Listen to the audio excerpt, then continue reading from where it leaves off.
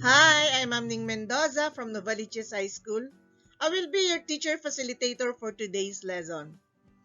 Our topic for today is the computer motherboard and its components. For our learning competency, installing and configuring computer systems or ICCS, components of a motherboard. At the end of the lesson, the learner should be able to: number 1, identify the parts of the motherboard. Number 2, recognize the location of each parts of the motherboard. And number 3, value the importance of each part of the motherboard. The motherboard is the backbone of the computer system. All hardware components are plugged into the main circuit board called motherboard. The assembly design of the motherboard varies because of the fast changes in technology. You may see other types of PC desktop motherboard nowadays with lesser PCI slots compared to motherboards that are manufactured before. What is a motherboard? A motherboard, sometimes alternatively known as the main board, system board, or MOBO, is the main printed circuit board or PCB found in computers and other expandable systems. It holds many of the crucial electronic components of the system, such as the central processing unit or CPU and memory, and provides connectors for other peripherals. This is a sample of an AMD motherboard. This is a sample of an Intel motherboard. Now, what is the difference between the Intel motherboard and an AMD motherboard? The difference between the two is the CPU socket in which we insert the CPU. What's in the motherboard? These are the common components of a motherboard.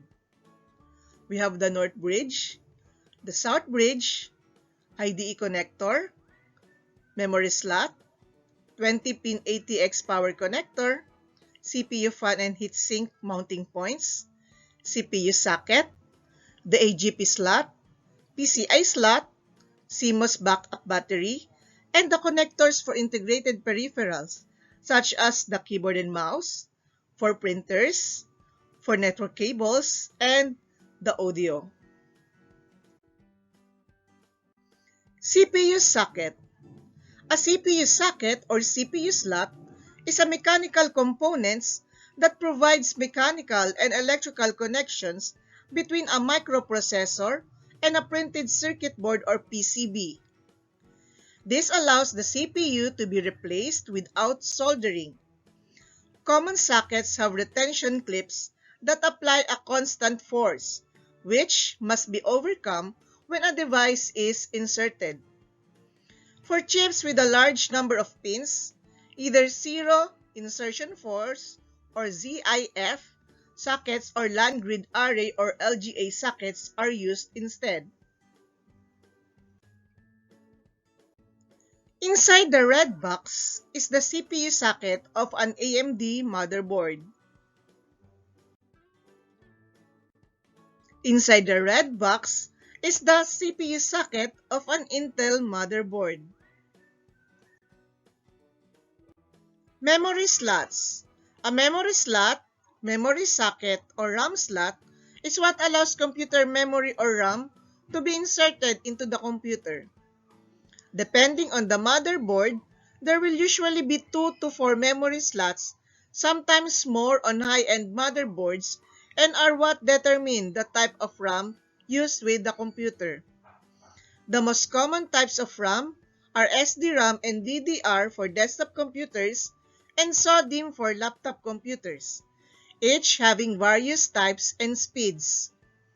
In this picture is an example of what memory slots may look like inside a desktop computer, which has 4 open available slots for 4 memory sticks. Here are the different types of RAM: the module SIM RAM, the SD RAM, EDO RAM, SODIMM SD RAM, SODIMM DDR1, SODIMM DDR2, SODIMM DDR3, DDR1, DDR2, and DDR3. We have the latest RAM nowadays, the DDR4. Inside the red box is the memory slot of an AMD motherboard. Inside the red box is the memory slot of an Intel motherboard. CMOS battery. Non-volatile BIOS memory refers to a small memory on PC motherboards that is used to store BIOS settings. It was traditionally called CMOS RAM because it used a volatile, low-power complementary metal oxide semiconductor or CMOS SRAM such as Motorola MC146818 or similar, powered by a small battery when system power was off. Inside the red box is the CMOS battery of an AMD motherboard. Inside the red box is a CMOS battery of an Intel motherboard. Pci and Agp Slots. AGP stands for Accelerates Graphics Port, is a high-speed point-to-point channel for attaching a video card to a computer's motherboard. The primary advantage of AGP over PCI is that it provides a dedicated pathway between the slot and the processor rather than sharing the PCI bus. PCI or Peripheral Component Interconnect Bus uses a local bus system. This system is independent of the processor bus speed. The PCI architecture incorporates its own chipset which link the local bus to the main bus. These links are called bridges. There are 2 bridges, which is North and South Bridge. You can see in the picture the location of the PCI, PCI Express 16, PCI Express 1, and AGP slots of an AMD motherboard.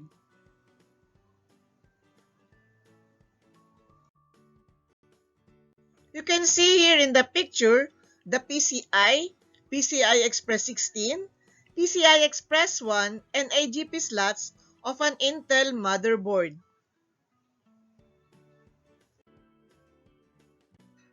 Chipset. A chipset is a set of electronic components in an integrated circuit that manages the data flow between the processor, memory, and peripherals. It is usually found in the motherboard of a computer. Chipsets are usually designed to work with a specific family of microprocessors. Because it controls communications between the processor and external devices, the chipset plays a crucial role in determining system performance. Inside the red box are the chipsets of an AMD motherboard. Inside the red box are the chipset of an Intel motherboard. We have 2 kinds of chipset, the North Bridge and the South Bridge. The North Bridge typically handles communications among the CPU, in some cases the RAM, and PCI Express or AGP video cards, and the South Bridge. Some North Bridges also contain integrated video controllers, also known as Graphics and Memory Controller Hub or GMCH in Intel systems. Because different processors and RAM require different signaling, a given North Bridge will typically work with only 1 or 2 classes of CPUs and generally only one type of RAM. Also known as Memory Controller Hub or MCH, nowadays, its function is no longer present as it has been integrated within the CPU itself. Inside the red box is the North Bridge chipset of an AMD motherboard. Inside the red box is the North Bridge chipset of an Intel motherboard. The South Bridge is one of the two chipsets in the core logic chipset on a personal computer or PC motherboard, the other being the North Bridge. It also known as the Input-Output Controller Hub or ICH. This chipset allows the CPU to communicate with PCI slots, PCI Express slots or expansion cards, SATA connectors like HDD and ODD, USB ports like USB devices, Ethernet ports, and onboard audio. The South Bridge typically implements the slower capabilities of the motherboard in a North Bridge or South Bridge chipset computer architecture. Inside the red box is the South Bridge chipset of an AMD motherboard. Inside the red box is the South Bridge chipset of an Intel motherboard. CMOS or BIOS chip.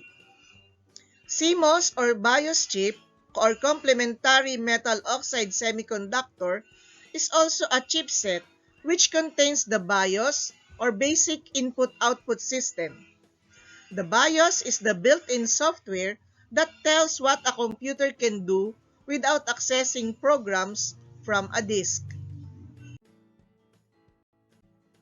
Inside the red box is the CMOS or BIOS of an AMD motherboard. Inside the red box is the CMOS or BIOS of an Intel motherboard.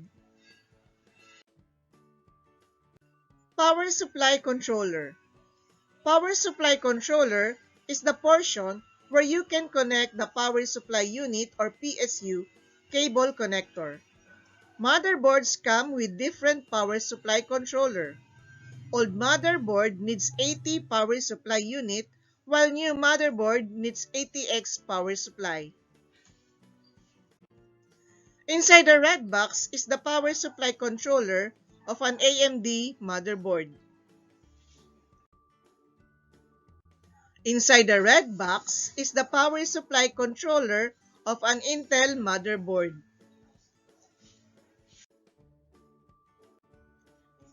IDE controller for hard disk and optical drive. IDE or Intelligent Drive Electronics controller for hard disk and optical drive are the connectors to which you will insert an IDE cable supplied with motherboard.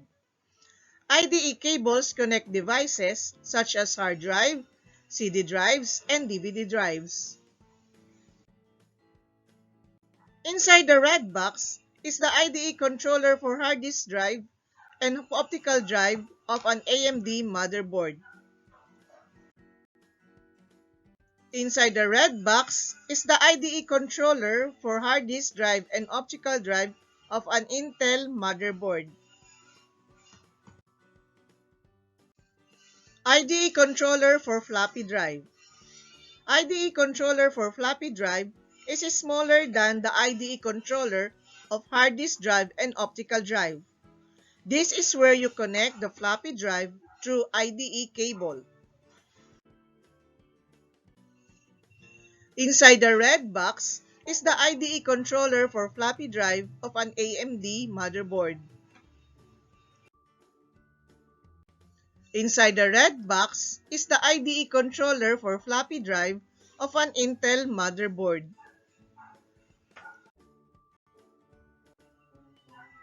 Sata Controller.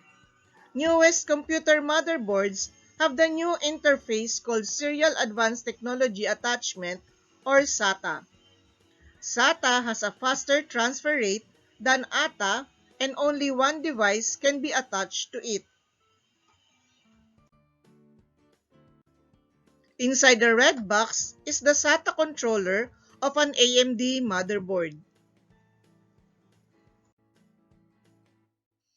Inside the red box are the Sata Controller of an Intel motherboard.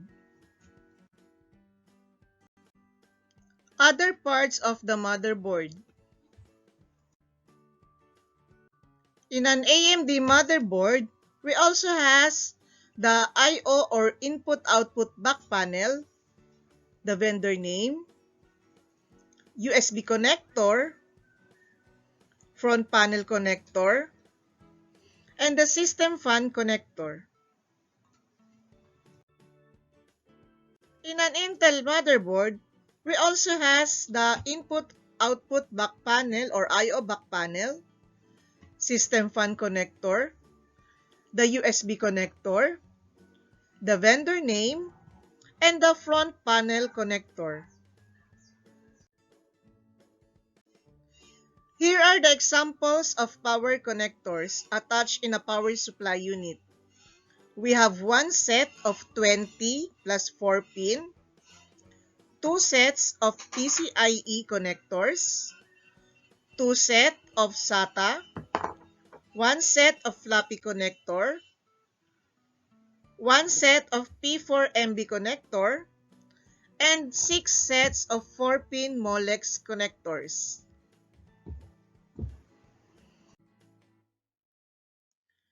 Here is the back panel connectors and ports of an ordinary system unit. We have the power connector, the PS2 keyboard connector, serial COM port, VGA port, USB ports, microphone jack, audio out jack, line in jack, 56 kbps RJ11 modem ports, the power supply cooling fan, PS2 mouse connector, thumb screw, parallel port, case cooling fan, 10 over 100 Mbps RJ45 Ethernet LAN port, security lock port, expansion slots, and the thumb screw. Thank you for watching and happy learning! Don't forget to subscribe to my YouTube channel for your video lessons in TLE. Just search for Ma'am Ning Mendoza. Thank you!